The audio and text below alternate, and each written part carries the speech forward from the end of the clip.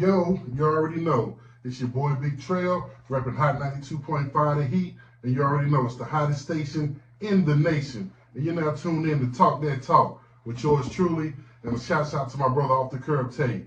And today, we're Hot 92.5. We always tell y'all, we play the hottest tracks, but we're more than just music. We try to bring it to you from every type of angle that there is. And today we have a very, very prestigious guest in the building today. A dear friend of mine. This lady is, I could go on forever, but I'm going to just jump straight into it.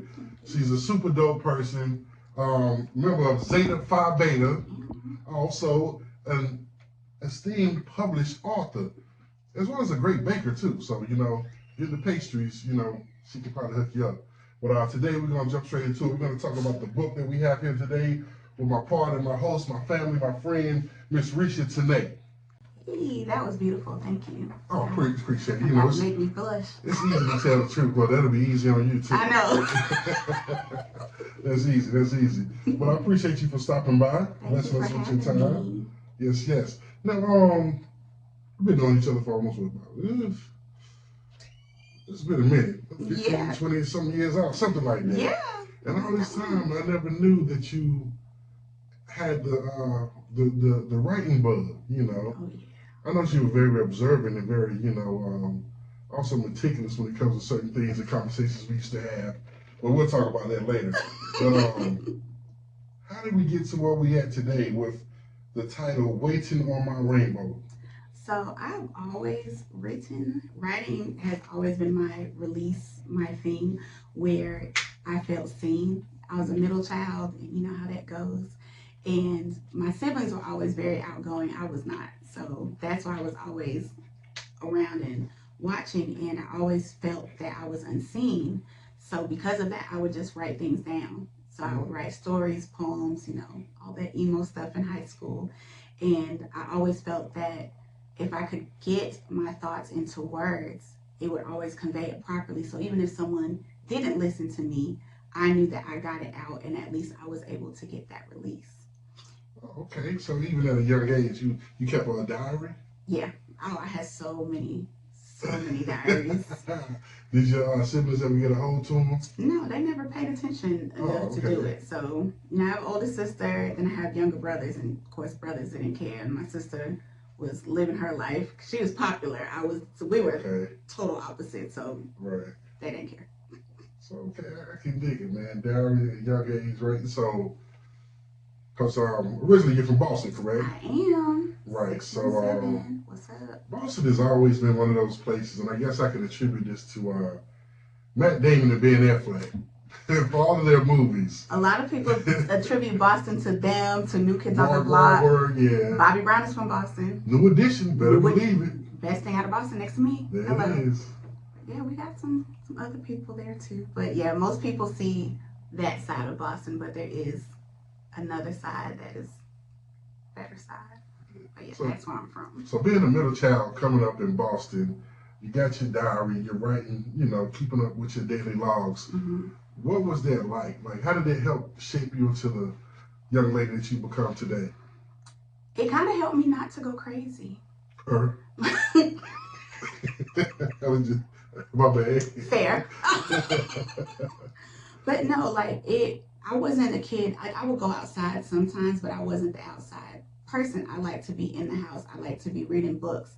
I like to keep it low key because, again, I was in the middle. So on one extreme, you got my sister doing what she was doing, then you have my brothers doing what they're doing.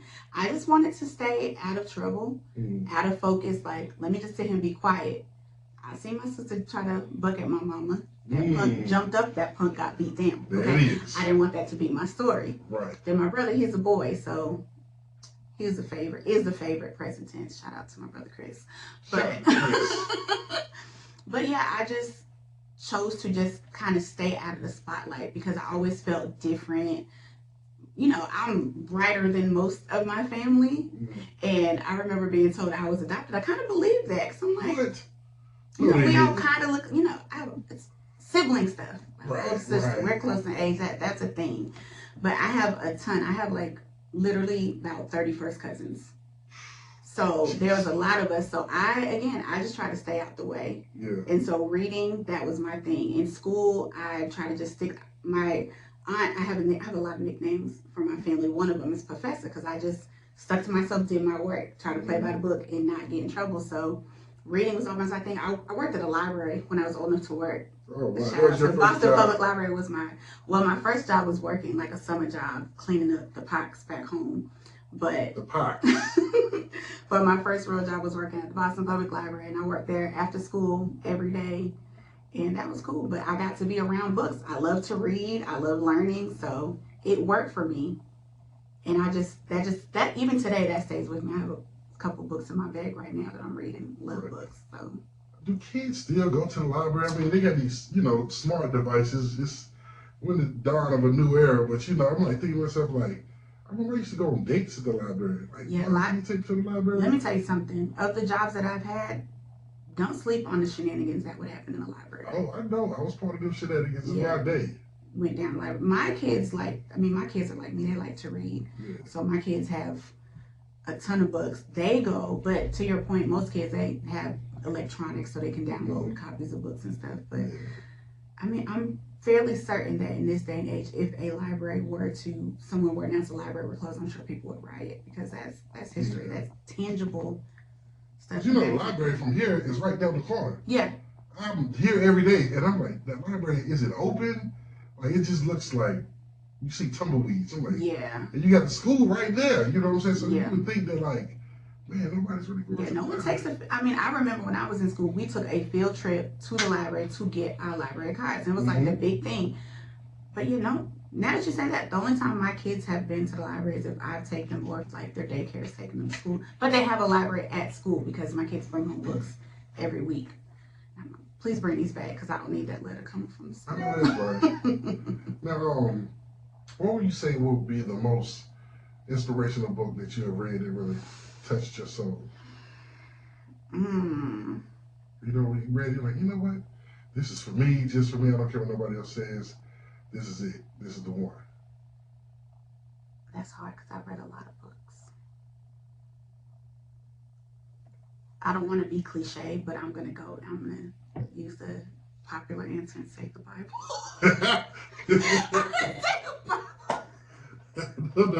Only because I've read so many books. Like I remember one summer in elementary school, they send the little summer reading book list. Oh, just write, you read this many books, you get whatever. That one summer I read 100 books. That one summer. And these were chapter books at the time. Like I just give me a book, I'm going, like my imagination is going. So yeah, but I'm gonna go with the Bible because I know that's right. You get your horror, you get your romance, you got everything. You get the gang going on, okay? You get redemption, you get all of that. So that's we're gonna stick with that one. That's a dope ass. I can't be mad at that. Now, get into your lady Liz. You come from Boston. You come here originally to go to UNCG? Yep. The Spartans? Yep. So the way I ended up in North Carolina is crazy, and you know this, but I'll share this. So I was at home going to school. I originally wanted to be a teacher, and I was going to teach middle school. And I got put in a classroom, and I said, absolutely not. This is not going to work for me. We're like the same height. I can't do it. And I kind of was trying to figure out rather what I wanted to do. And as much as I love home, I said, I got to get out of here. Like, I feel like I was like stuck. So I literally had to talk with my grandma, got a map of the United States, and did this. And every place that I landed on, I applied to a school there. So on my face. Right. So I got accepted to UNCG, Alabama State, Bowie State in Maryland, some school in Florida, and another school in Arizona. And my grandma said I couldn't go to Arizona because it was too far. I didn't really want to go to Maryland because their winters were like Boston. I almost went to Alabama State, but the only reason I didn't go was because they wouldn't tell me what I got in financial aid until I got there. And I was like, that doesn't sound like a good idea, so I'm not going to do that. And at the time when I transferred down here, or to UNCG, I had an aunt that lived in Raleigh, and so my grandma approved me coming to Greensboro because it wasn't too far from Raleigh. So that's how I ended up at UNCG. That's dope. What was that experience like when you first got to Greensboro? I hated it. What? I hated it here. I'm from Roxbury. Shout I out to am. Jimmy Bulldogs. I was lulled to sleep by the soothing sounds of police sirens, guns. You know what I'm saying? Like just general shenanigans. And then moving down here, it was so quiet. Like I remember my cell phone at the time didn't work because I was so far away. Before life expanded as is now. I tried to go to sleep. I would cry. Like, what is that noise outside? My Crickets. I was like, this is stupid. Like. I hated it. I was like, this is the biggest mistake I could have ever made in my life.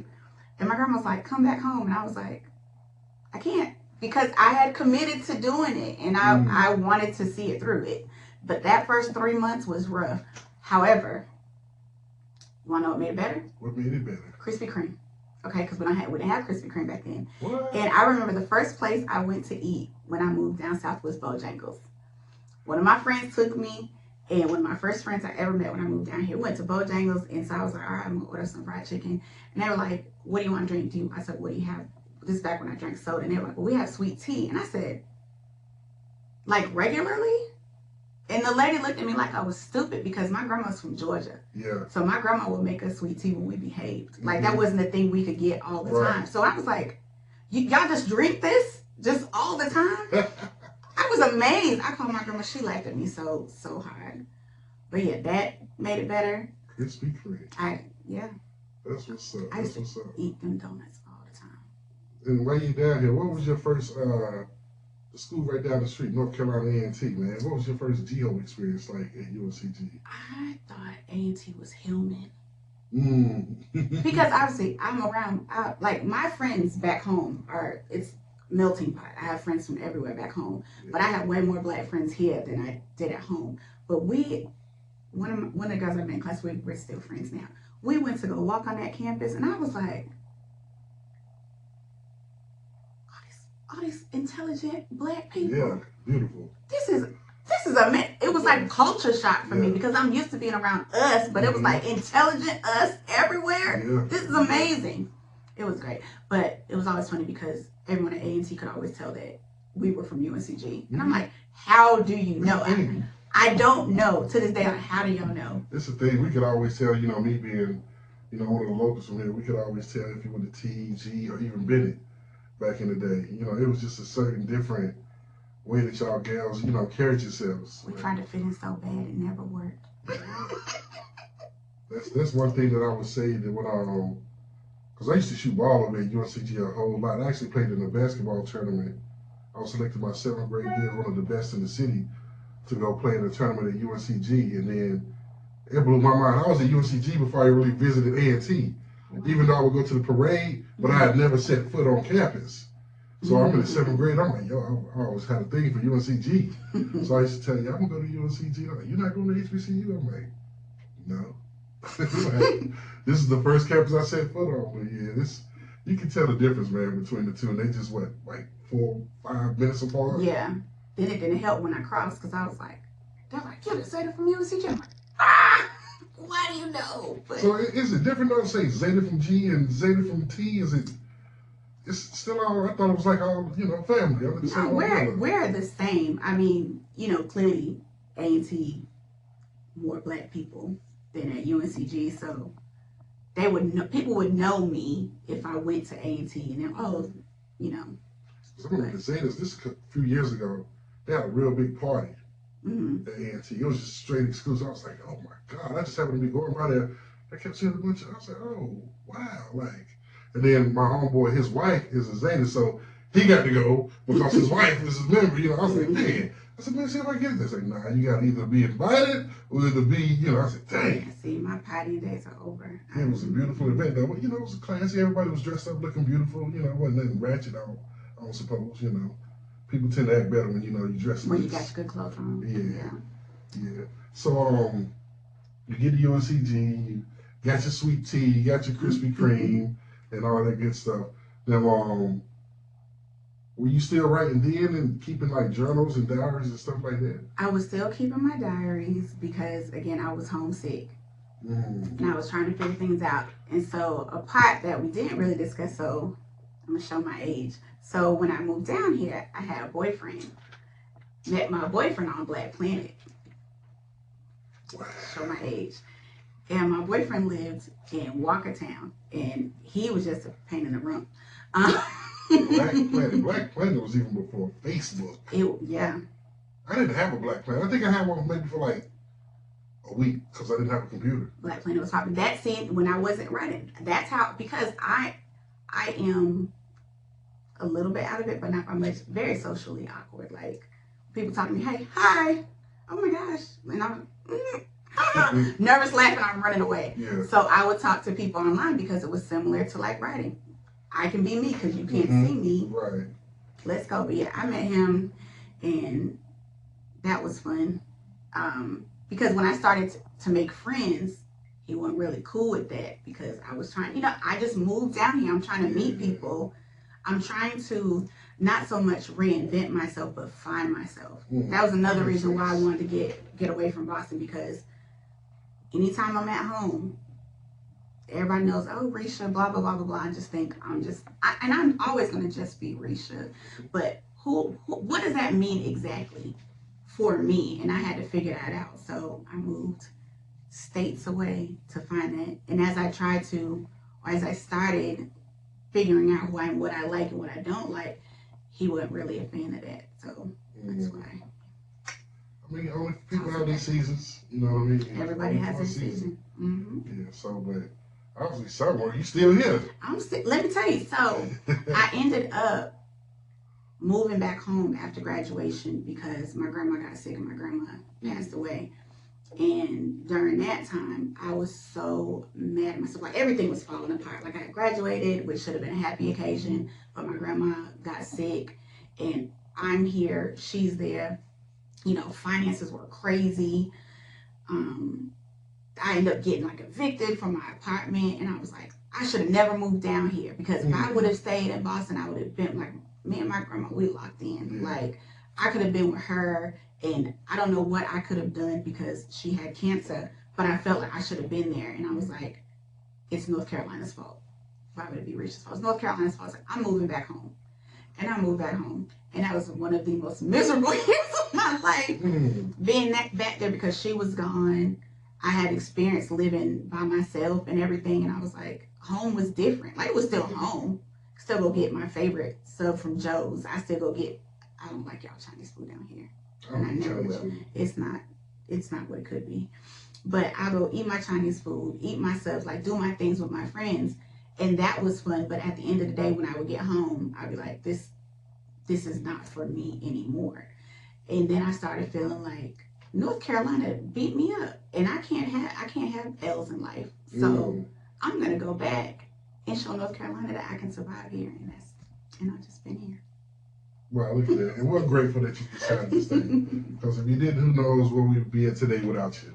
But jumping into Waiting on My Rainbow. Yeah.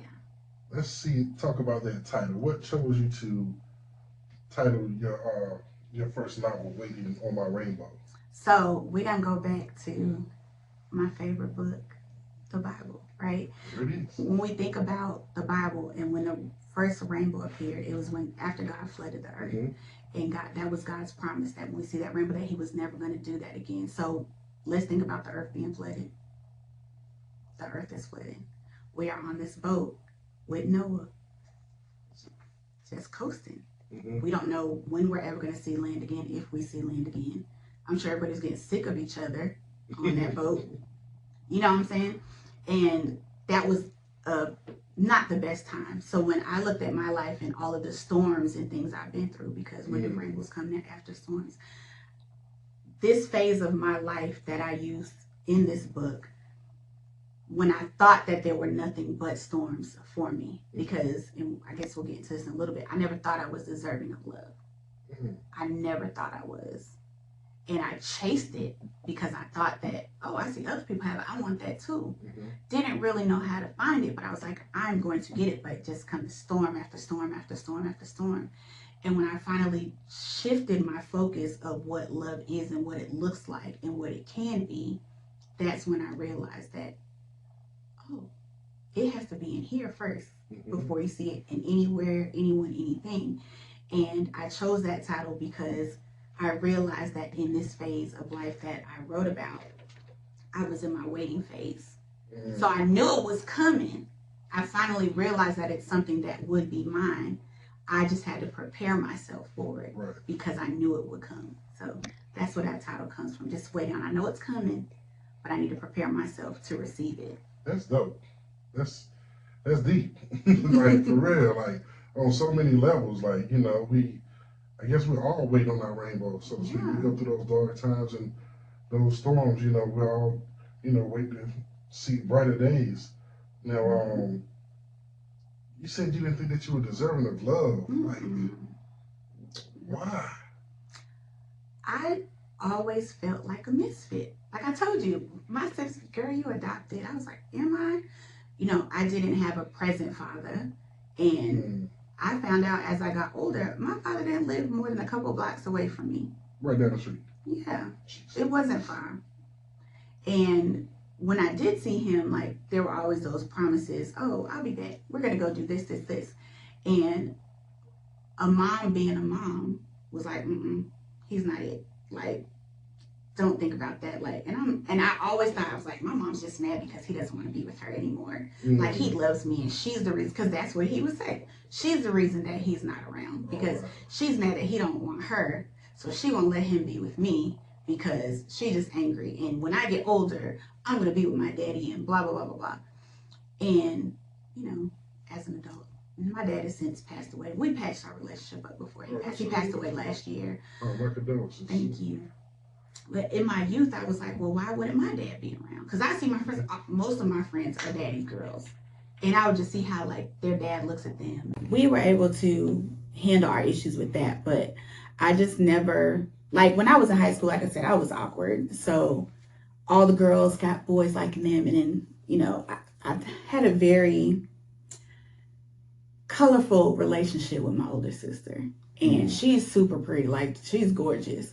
And I didn't feel like I was. And I always felt like we've always been in a competition when there's been no competition. Like, she's my older sister. Like, I've always aspired to be like her.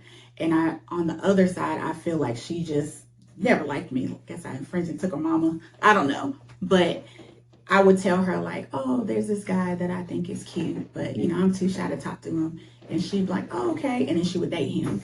No. Like, why are you like this? No. Yeah, just not a nice person to me. And I was like, well, darn, this is my sister. Like, she's supposed to love me and protect me. That's what we're supposed to do. So I wasn't getting it from there. And then I was like, okay, well, all right, that's fine.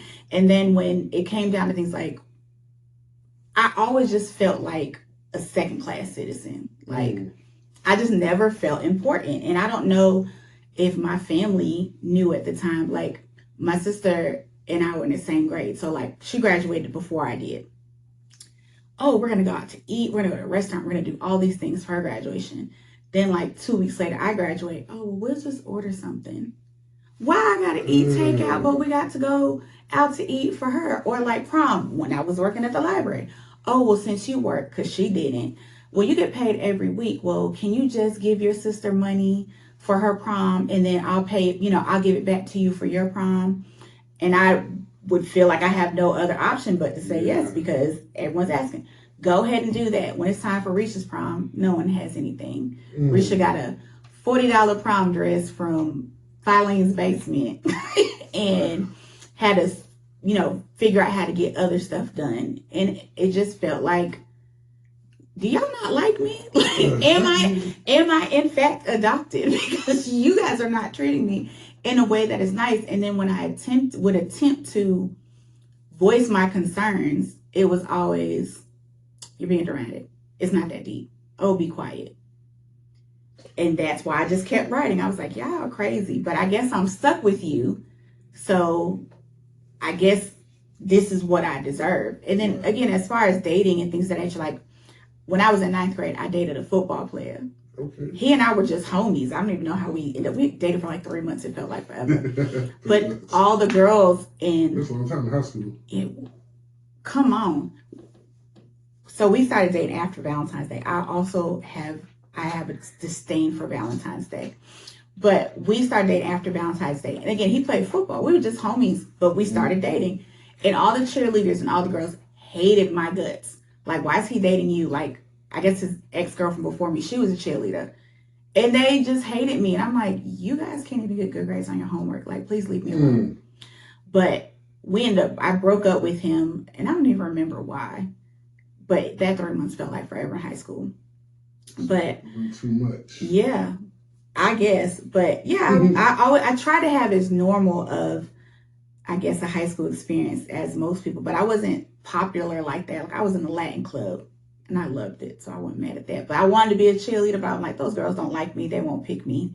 So I just kind of, again, I try to stay out the way. Just do what I liked. Oh, no one's going to care about who's in the classics club. Let me just get this Latin off right quick, or this Greek real quick, and mind my business. And that's what I did. Wow. So it's like, I guess it's like how you pour into your kids now, like the encouragement, letting them know like they super cool, they super dope. You can do what that is you want to. That's what I found myself doing with my boys. The stuff that I lacked as a kid coming up. Absolutely. It gave me the blueprint on what not to do.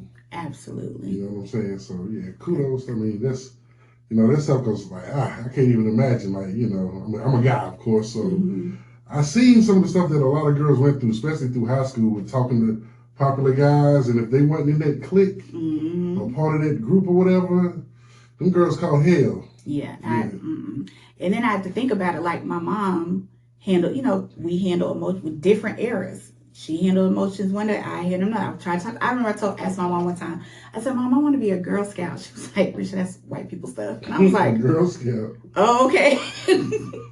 But again, you try to talk to emotions with someone who may not have the capacity to speak about their emotions, so they can't tell you how to handle yours when they don't know how to handle theirs. But to your point, that's why with my kids, and I have boys, so we have an open relationship like that. And I also remember, again, my mom had 4 kids.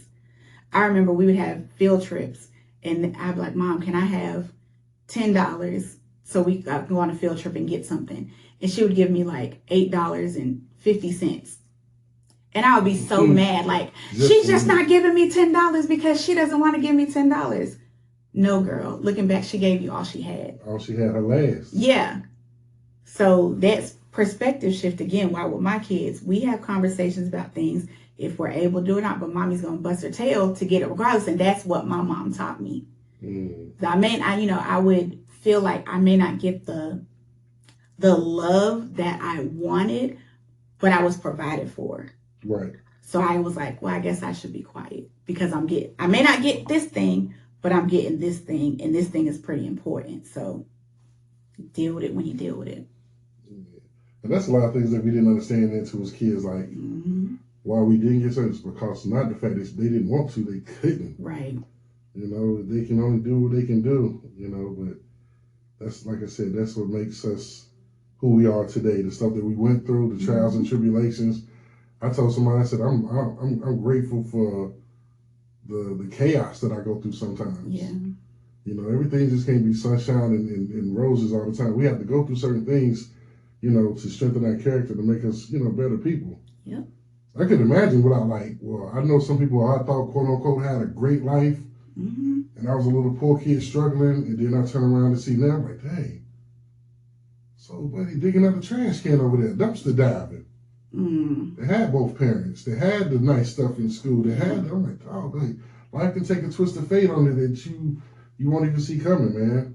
Yeah, and that one thing that, like, I'll use my mom for an example. My grandparents were together until my grandpa passed away.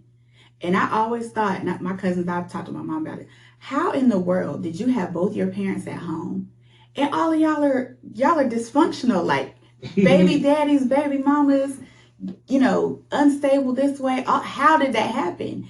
And my mom used to just roll her eyes at me. But again, as an adult, you look at it, my grandpa was a veteran. I don't know what my grandpa saw when he was in wars. Now that I work with veterans and see whether you've been in combat or not, how being in the military can change you, how that's you may be adjusted to a specific schedule, a specific routine, and then that gets changed.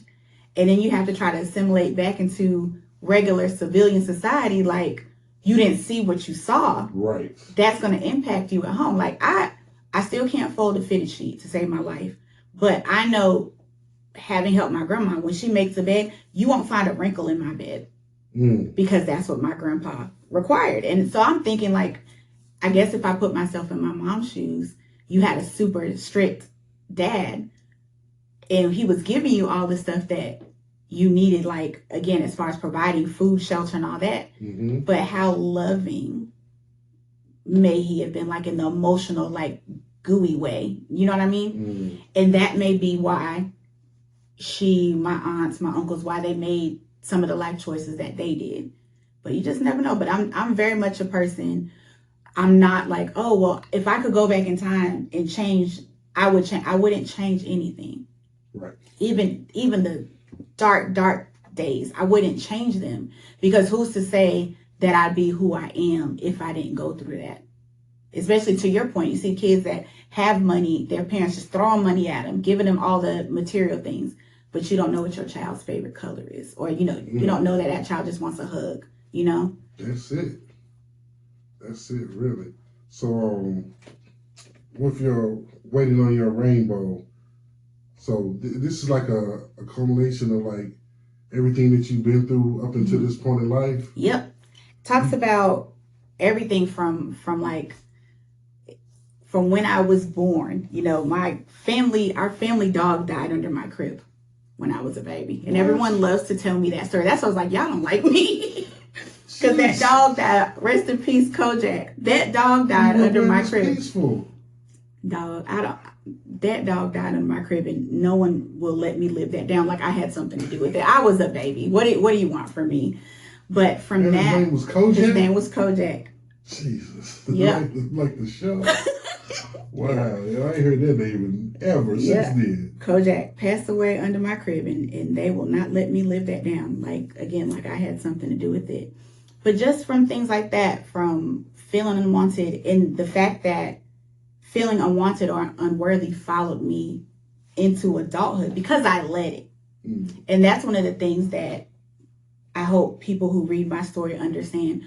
We do a lot of stuff to ourselves. Yeah. And we like to say, God, why did you let this happen? Or the devil did it. God and the devil somewhere minding their business. Like, don't put them in it. We have free will. So we get ourselves in a lot of stuff, but we don't want to take responsibility and be accountable for what we've done. Ooh, say it again. Accountability, boy. That is a thing. Now, one thing I know with your book, I don't want to get too much away because we want y'all to go out there and get it, read it. Yes, and please do. But you have here, the thoughts of love are fostered from birth and throughout life. What happens when the desire for love becomes all-consuming, leaving you open all the negatives a life's journey can bring? That's tough. Yeah. So we're talking about, so let's let's take it. Let's take something simple in related to that. Okay, drug addicts. Yeah. No one wants to be a drug addict. No. Right? And if you ever see, not a plug for Snowfall, but Snowfall is such a good show. Shout out to Snowfall. Franklin Saint, man. Savage. Me. And we see how he ended, right? Literally, he became the very thing that he despised. Yep. His father. A wino. Yep. But when we look at, I can't think of old girl's name, his girlfriend, when she went to that party and was like, I want to try some crack. First of all, who says that? I want to try it. I want to try some crack. Yeah. But you see how Leon's girlfriend's best friend. Yeah, you see how she had that one hit and lost her mind. Like, you were on a path to go to college and have this great life, and that Dad was a cop, and yeah. If we put that into what I experienced in life, I was her chasing love. Because back to why I hate Valentine's Day. So I don't now. I've healed, I've grown up. That's good. But I used to, so my first boyfriend, we started dating after Valentine's Day. The next boyfriend I had broke up with me on Valentine's Day because girls love Valentine's Day. Yeah. It does not matter, or at that point in my life, now I'm different. But for some women, it doesn't matter how much love you show them. 364 days of the year. But on that 365th, that's Valentine's Day, you do it all. Get me a bear I can't even pick up. Get me flowers that are going to die next week. Get me chocolate that I don't need because it's going to make me break out or mess me up. Get me all of the things, because for some people, you need that day. And I was one of those, because I never had a Valentine. So my boyfriend that broke up with me on Valentine's, I was like, hey, make sure you do what needs to be done. And I used to be so impatient. Like, I would say that, and then every day, do you have something to do? Do you have something to do?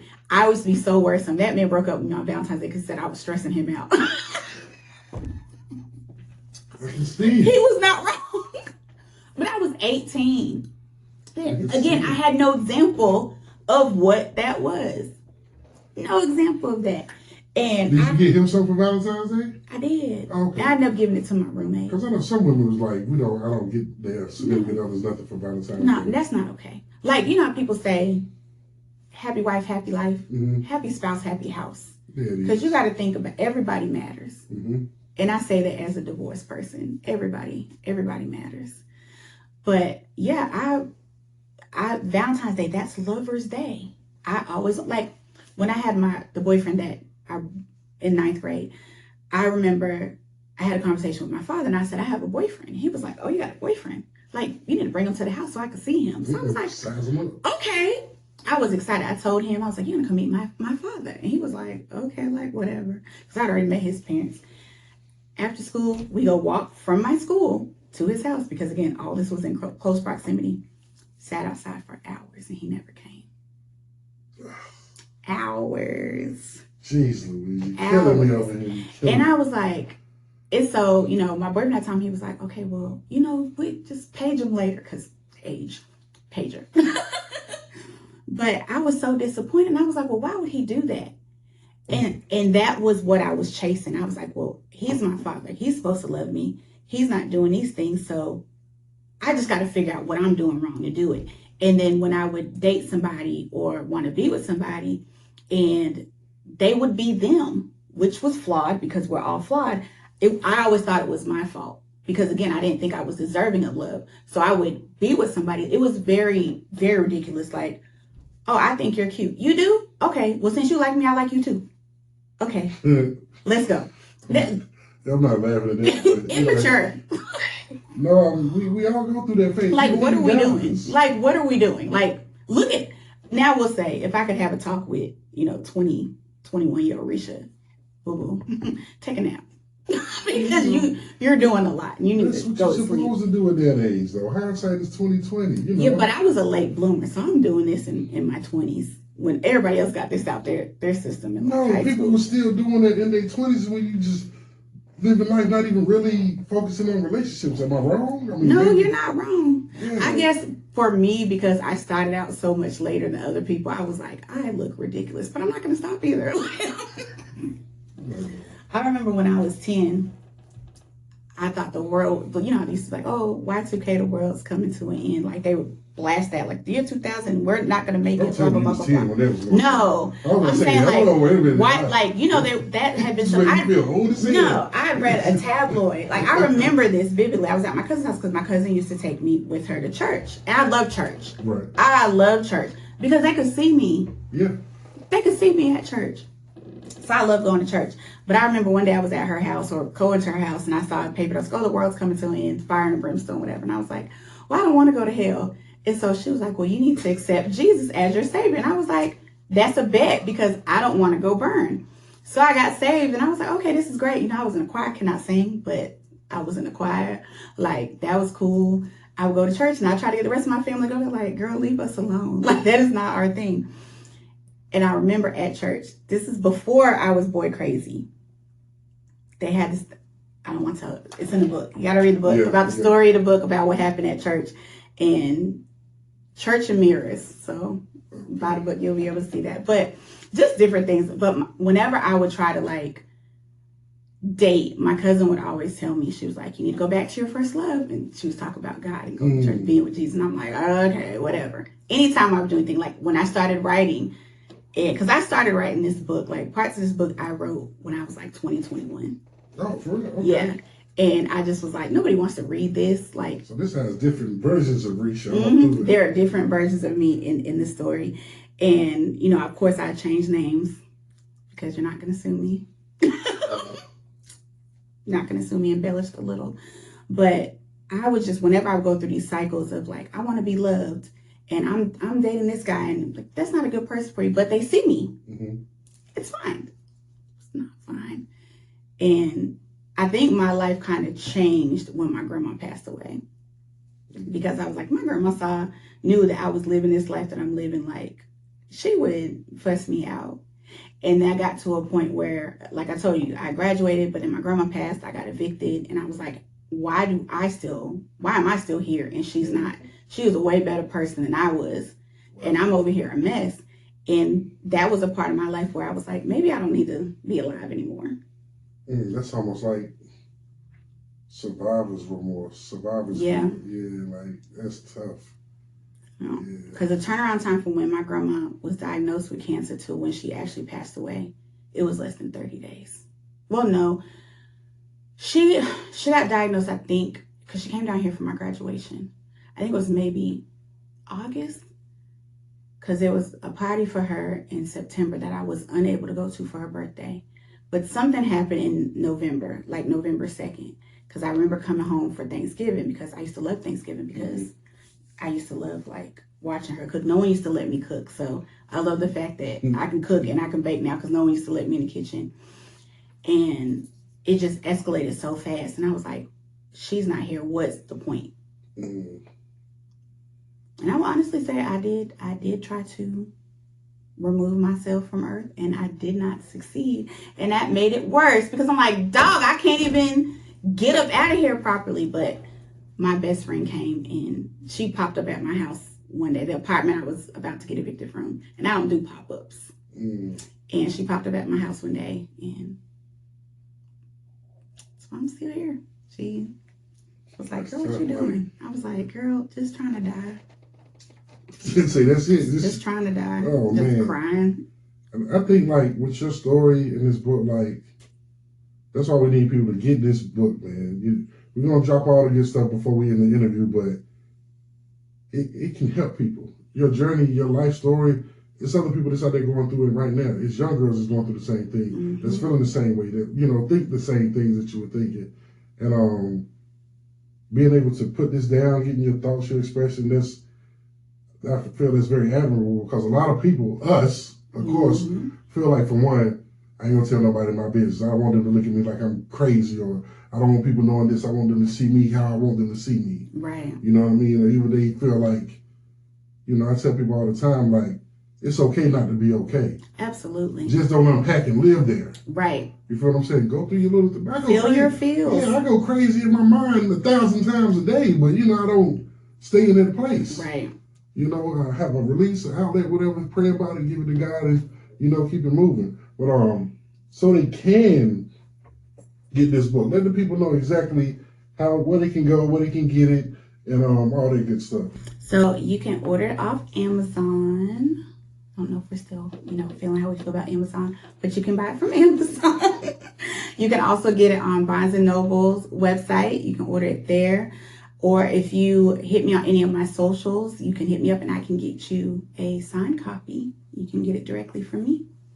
Please, y'all get out and get it. It's a great read, especially for young girls these days, because I feel like, we all need guidance, and who else to learn from somebody else that looks like us, that's been through the same things that we're going through, that you can relate to.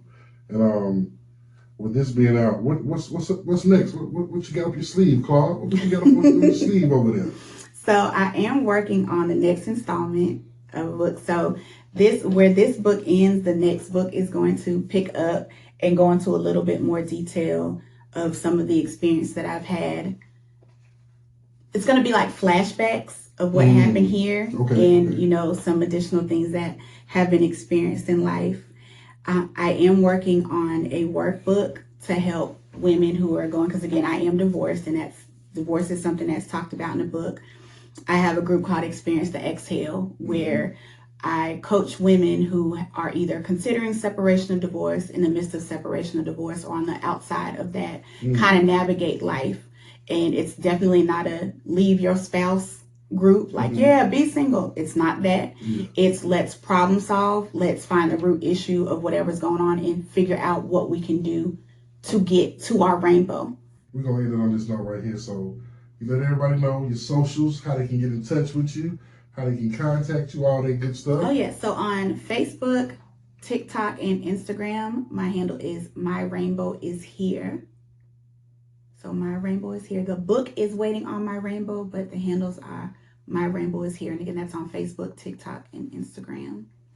If you need to email me, my email address is myrainbowishhere@gmail.com. Yes, sir. You heard it here first. Again, I can't thank you enough. Thank you for having me. Yeah, we have to finish this up because you're like an onion. There's so many layers to it. We just now getting past the first layer, like, and stuff just keep popping in my head that you got going on. So we're going to figure out a way to get you back up here and dive into some more of this the awesome things that you're out here doing, you know, especially for yourself as well as for others as well. I'm down with it. Yeah.